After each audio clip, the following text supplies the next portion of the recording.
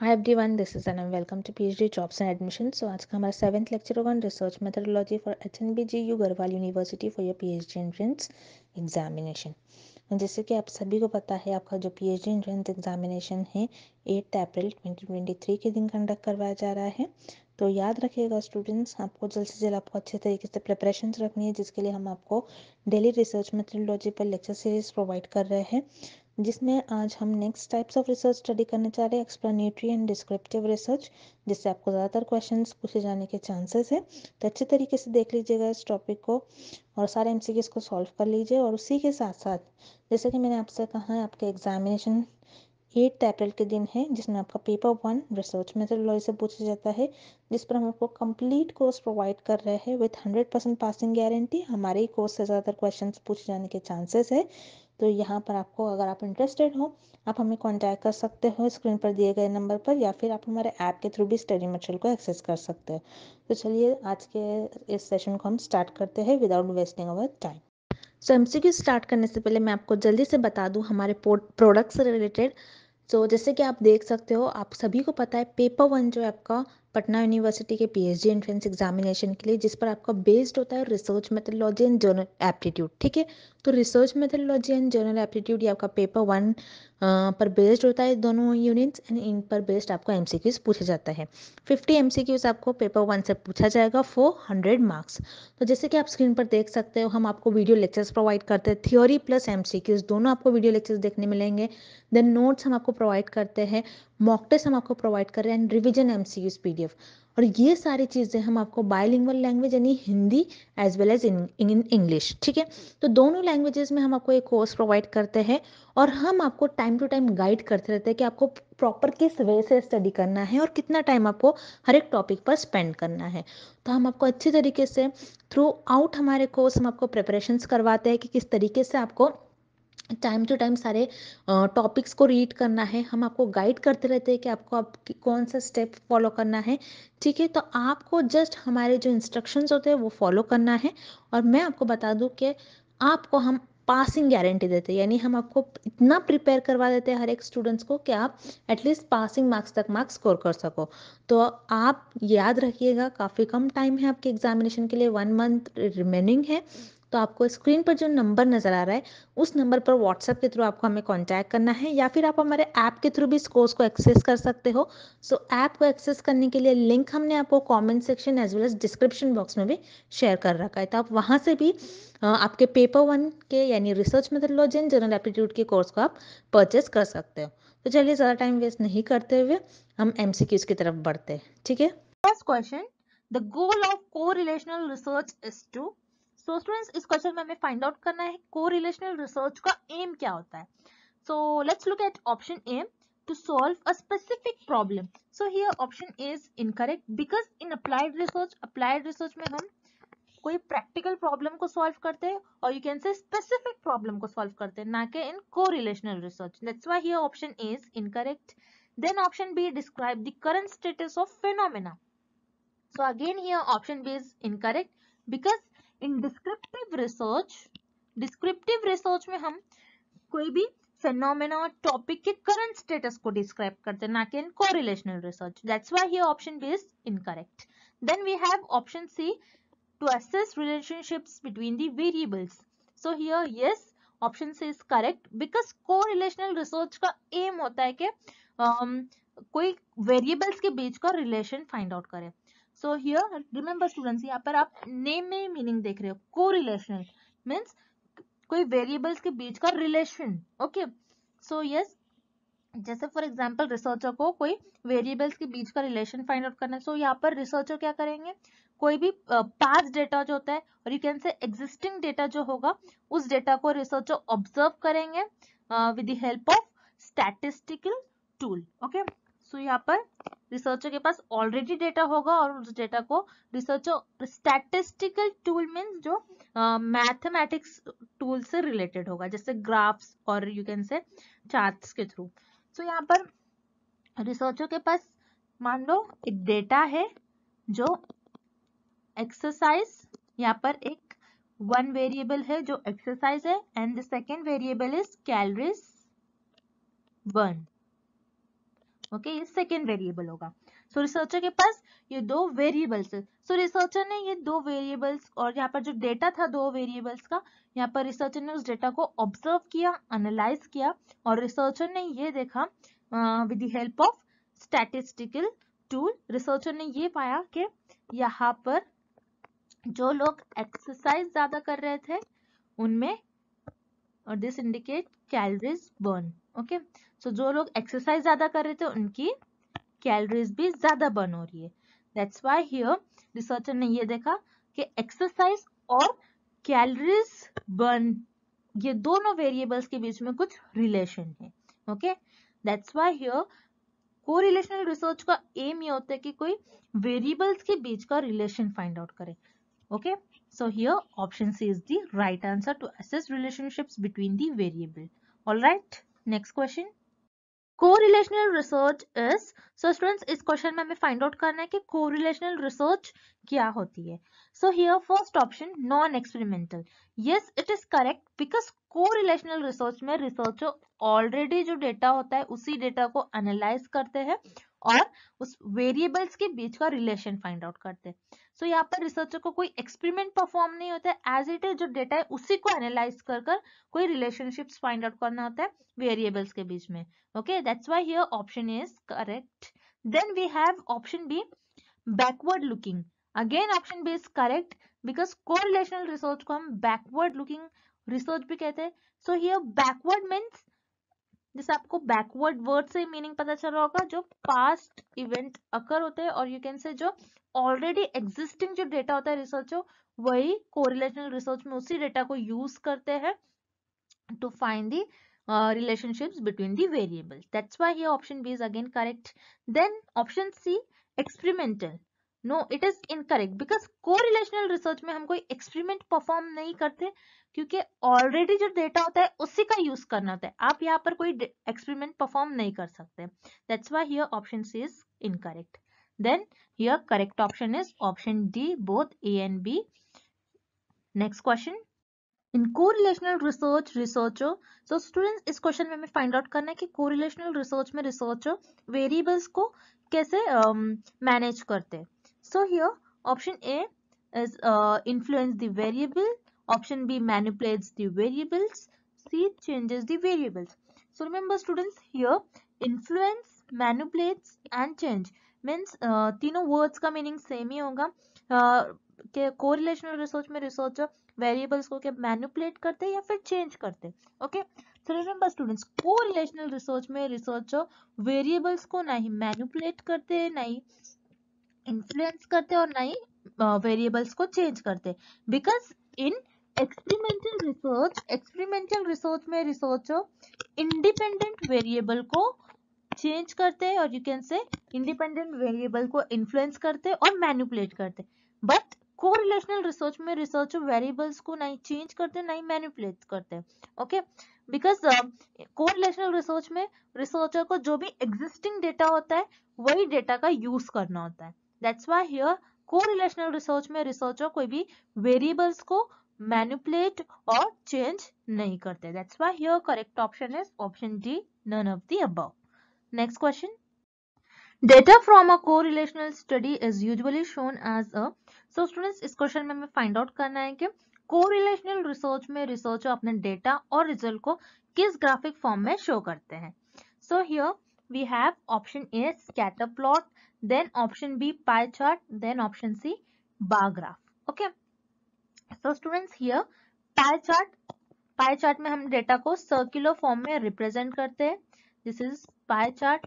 Then we have bar graph, तो bar graph में data को कुछ ये बार में हम डेटा को रिप्रेजेंट करते हैं, that's why it is known as bar graph. And scatter plot, this is the diagram of scatter plot. Okay, so yes students, correlational research में रिसर्चर अपने डेटा और रिजल्ट को स्कैटर प्लॉट के form में represent करते हैं, because scatter plot के help से researcher direction of relationships find out करते हैं between the variables. Okay, so जैसे कि आप देख रहे हो इस ग्राफ में, जैसे ईयर इंक्रीज हो रहा है सो लोकल इंडेक्स भी इंक्रीज हो रहा है, दैट मीन्स हियर रिसर्चर ये फाइंड आउट करते हैं कि फर्स्ट वेरिएबल अगर इंक्रीज हो रहा है तो सेकेंड वेरिएबल क्या इंक्रीज हो रहा है या डिक्रीज हो रहा है. सो हियर पाई चार्ट और बार चार्ट में आप वेरिएबल्स के बीच का रिलेशन और डायरेक्शन नहीं फाइंड आउट कर सकते. That's why here pi and bar graph will not use in correlational research. Okay, so here correct option is option A, scatter plot. Next question. In correlational research, when two variables move in the same direction, then it is. So students, इस question में हमें find out करना है कि correlational research में जब two variables same direction में move करेंगे सो उन्हें हम क्या कहते हैं. So here option A, positive correlation. So positive correlation कैसा होता है, जैसे फॉर एग्जाम्पल स्मोकिंग. अगर कोई स्मोकिंग ज्यादा कर रहा है so and lung cancer. Okay, so उनका लंग भी ज्यादा अफेक्ट होगा. मीन्स जो पर्सन ज्यादा स्मोक कर रहा है तो उनमें ज्यादा चांसेस होंगे कि उनको लंग कैंसर हो. तो आप देख रहे हो ये दोनों वेरिएबल सेम डायरेक्शन में मूव कर रहे हैं. That's why it is known as positive correlation. Then we have option b, negative correlation. Negative correlation जैसे for example junk food and health. Okay, so अगर आप जंक फूड खाते हो तो आपकी हेल्थ क्या हो जाएगी, आपकी हेल्थ डिक्रीज हो जाएंगे. हेल्थ में कुछ ना कुछ आपके प्रॉब्लम होंगे. सो आप देख रहे हो यहाँ पर आपका फर्स्ट वेरिएबल अपवर्ड डायरेक्शन में है एंड सेकेंड डाउनवर्ड डायरेक्शन में. सो यहाँ पर दोनों वेरिएबल अपोजिट डायरेक्शन में मूव कर रहे हैं. That's why it is known as negative correlation. So here option B is incorrect. Then here option C, zero correlation. Zero correlation means again will take example. जैसे for example अगर आप face wash कर रहे हो and अगर आप face wash करते हो अपना सो क्या आप आपकी क्लास में फर्स्ट आओगे. सो यहाँ पर फेस वॉश और क्लास में फर्स्ट आने से कुछ रिलेशन होगा क्या, नहीं, बिकॉज यहाँ पर फर्स्ट वेरिएबल का और सेकेंड वेरिएबल के बीच में कुछ रिलेशन ही नहीं है. That's why it is known as zero correlation. जहाँ पर दोनों भी वेरिएबल्स के बीच में कुछ रिलेशन नहीं होगा उसे हम कहते हैं zero correlation. That's why here option C is again incorrect. So yes, जब भी दो वेरिएबल सेम डायरेक्शन में मूव करते हैं सो उसे हम कहते हैं positive correlation. So here option is the right answer. Next, research shows that the older a person is, the larger their vocabulary. This is an example of. So students, इस question में हमें एक example given है और हमें find out करना है ये एग्जाम्पल किस कोरिलेशन की एग्जाम्पल होंगी. Okay, so what is an example. Older a person means जो पर्सन की एज ज्यादा होगी. Then their larger their vocabulary means here you can say knowledge of words. Okay, तो जिस पर्सन की एज ज्यादा होंगी उनकी वोकैबुलरी भी ज्यादा होगी. ओके, सो जैसे आप देख रहे हो दोनों वेरिएबल जो है सेम डायरेक्शन में मूव कर रहे हैं. ओके, जब भी वेरिएबल सेम डायरेक्शन में मूव करते हैं उन्हें हम कहते हैं positive correlation. So this is an example of positive correlation. So here option A is the right answer. Moving on to the next question. Perfect correlation is when correlation coefficient is. So students, इस question में हमें find out करना है correlation coefficient की value क्या होगी जब हम उसे perfect correlation कहेंगे. तो यहाँ पर perfect correlation coefficient word is new for you. So correlation coefficient ऐसा coefficient होता है जो मेजर करता है strength of relationships को. Okay, strength of relationship between the variables means variables कितने strongly relate कर रहे हैं. So इस coefficient की value -1 से +1 के बीच में lie करती है. So here -1 means a perfect negative correlation and +1 means perfect positive correlation, where 0 means there is no relation between the variables. So yes, perfect correlation हम कब कहते हैं, जब कोरिलेशन कोएफिशिएंट -1 से +1 के बीच में लाया करो. Okay, so here option A is +1 means perfect positive correlation. So let's C example. जैसे कोई पार्टी को वोट ज्यादा मिले हैं सो उस पार्टी को विनर होना ही है और वो पार्टी विनर होगी। मीन्स अगर यहाँ पर एक वेरिएबल बढ़ रहा है तो सेकेंड वेरिएबल को बढ़ना ही है। That is known as perfect positive correlation. Then we have option B -1. So -1 means perfect negative correlation. जैसे फॉर एग्जाम्पल एक ट्रेन है और उस ट्रेन को A से B स्टेशन मूव करना है। So अगर ट्रेन अपनी स्पीड इंक्रीज करेंगी so उस ट्रेन को स्टेशन बी पर जाने के लिए टाइम कम लगेगा। सो आप देख रहे हो यहाँ पर कम लगना ही है उस ट्रेन को स्टेशन बी पर मूव करने के लिए। सो यहाँ पर आप देख रहे हो एक वेरिएबल अगर इंक्रीज हो रहा है तो सेकेंड वेरिएबल को डिक्रीज होना ही है। That is known as perfect negative correlation.